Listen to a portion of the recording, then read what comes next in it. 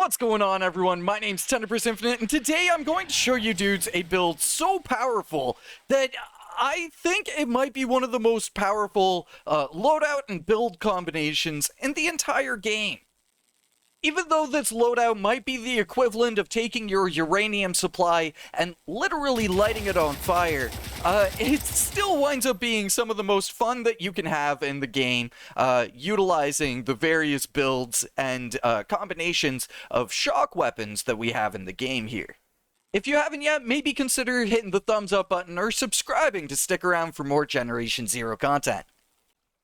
So first off, let's show the loadout really quickly, then we'll talk about the build, have some quick examples, and then you guys should go off and just try this thing out right away.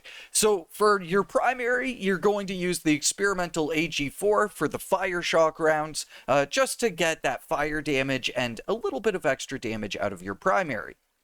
Then you're going to be using the experimental clock, and this is going to serve as both a utility weapon and a damage dealing weapon with shock ammo in it, being able to again do the shock tethers as well as being able to EMP machines at random.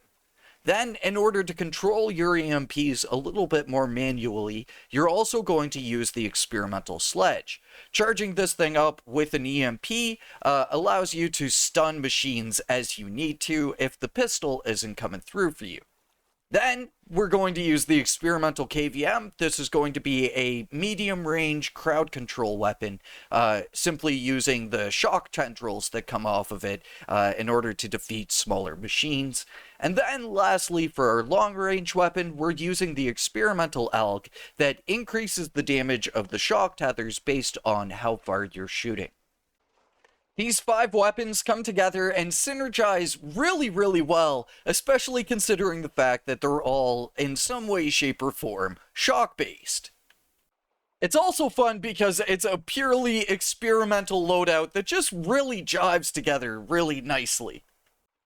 Any sort of weakness that one of these weapons has is immediately cancelled out by another one of these weapons, just allowing you to deal with pretty much any sort of situation. And now for the build, and I'm really happy with how this one's come about. So pretty much I've just taken my Reaper Buster build and refined it over a number of iterations to come up with this build here that is one of the best combat builds in the game. I've really worked on this Vanguard type build to the point of hyper-optimizing it here. And so pretty much for combat, you want 1 point into your aim speed, and then 1 point into your reload speed, 2 points into your run and gun, 2 points into armor, 2 points into armor damage, 2 points into trigger happy, and then the Vanguard, and then on the left-hand side, hip shot, 2 points into recoil, and then 2 points into weapon sway, just to give yourself the most amount of control over your weapon while you're going out and dealing a ton of damage. Then we've got stamina amount and stamina recharge and running speed all maxed out to give us the maneuverability that we need in combat. 2 points into health amount, 1 point into carry capacity, because you don't need to max out carry capacity. Some people like to, but you really don't need to for a build. And then lastly, steady feet. And then over in the tech tree, just a couple points getting us up to the point of component damage and maxing that one out. I'm going to stay on the build screen for just a few more seconds here, so pause the video if you want to go through and do these skills for yourself. But the most important part about this build and loadout combination is the practical application. So let's go through some examples here. These are all done on guerrilla mode in order to have the machines last for as long as they could possibly last against a loadout like this.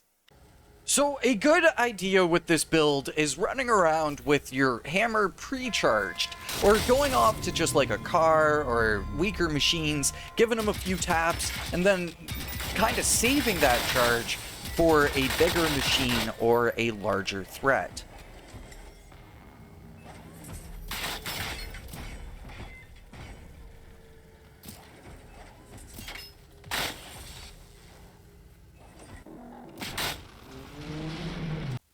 As well, 9mm shock is kind of one of the unsung heroes right now in Generation Zero, dealing massive amounts of damage. The 9mm is going to be your secret hand cannon to destroy most machines.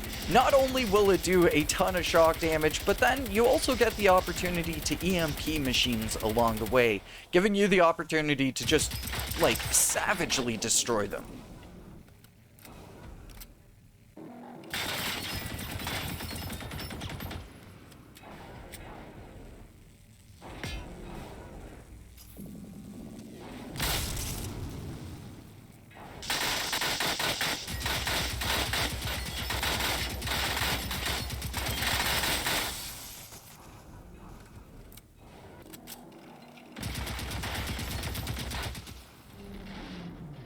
Even against the new Firebird, you'll be able to take down them, like, really easily with this loadout. Shock ammo isn't always the best option because it's really hard to kind of cross-section and get the shock procs to trigger.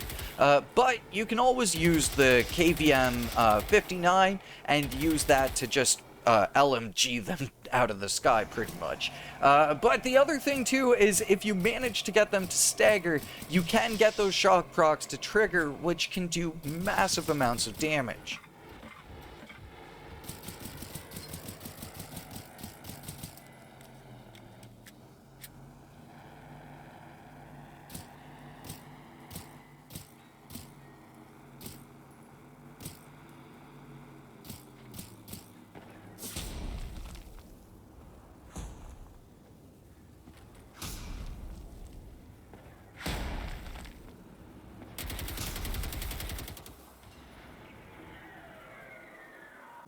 And with this loadout, all I gotta say is poor wolves and harvesters, man. Those things literally fall apart like paper to it.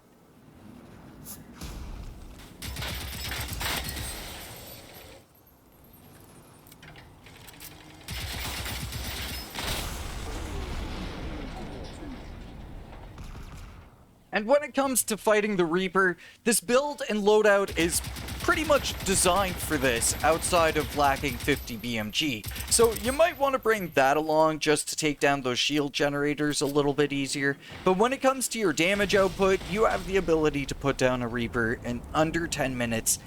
And to me, that's a good Reaper fight there. Sadly, you can't EMP the Reaper, so the sledge and the clock come in a little bit less handy in this loadout, but the clock is still a really good damage-dealing weapon, and when it comes down to it, you can always use the sledge to take care of the doggos and kind of conserve your ammo that way.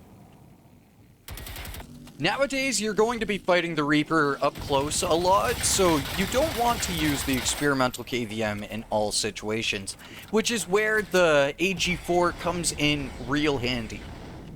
I really enjoy fighting the Reaper on the archipelago, especially the Nora Saltoman side. This little building is very handy. I've used it against like 3 Reapers so far, because they just keep respawning in this region, but it's a great spot to fight a Reaper at. And once you have all of the shield generators down, you can go in and just start laying in with shock ammo, damaging all of the components at once, it seems nowadays, and just absolutely shred through the Reaper. This build really shines in these, like, bombastic one-on-one fights, and the Reaper is a great example of that. And once you get him down to the suicide phase, you can just finish him off super quickly because all of those components are going to be damaged. So this loadout and build is so powerful that it doesn't matter what machine it is in the game, it's just going to fall apart in front of you when you become a literal god of lightning. And there's a reason why I haven't talked about this loadout and combination yet so far. It's purely because it's so dang powerful that it just removes a lot of the challenge in the game. But on the other hand, I'm kind of feeling that lately. I'm kind of feeling overpowered Generation Zero. And so I think this is a great time to bring up a build like this, just showing the opportunity of how fun Generation Zero can truly be in the late game. So, my dudes, hopefully you enjoyed this video. If you did, hit the thumbs up button. Maybe subscribe again to stick around if you haven't so far. But, my dudes, thank you for watching, and I will catch you all in the next one. Until then, peace.